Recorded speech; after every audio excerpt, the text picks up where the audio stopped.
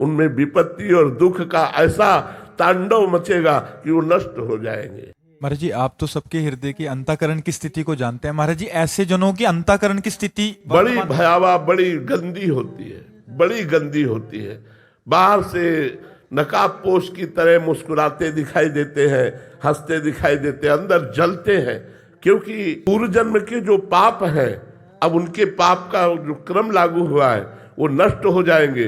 तो पूर्व जन्म के पुण्य और इस जन्म का पुण्य जब दोनों मिलेंगे तो ये सूर्य की तरह प्रकाशित हो जाएंगे, ये परमानंद को प्राप्त होंगे। और पापी पुरुष का वर्तमान में पुण्य खर्चा हो रहा है, जब पूर्व का पाप और वर्तमान का पाप दोनों मिल जाएगा तो ऐसा ब्लास्ट होगा कि सर्वनाश हो जाएगा। और इनके अंतःकरण की स्थिति क्या है? देखो, 12 वर्ष का वनवास और 1 वर्ष का अज्ञातवास पांडवों को मिला, लेकिन साथ में ब्रह्म ऋषियों का संग। ये सौभाग्य कि बड़े बड़े ब्रह्म ऋषि भगवान की चर्चा सुनाते हुए उनको 12 वर्ष समझ में ही नहीं आया कैसे कट गए। उस समय उनका हृदय शांत, प्रसन्न, भगवत शरणागत, भगवत चिंतन परायण, बाहरी कष्टों की परवाह नहीं करते, धर्म में चलने वाले।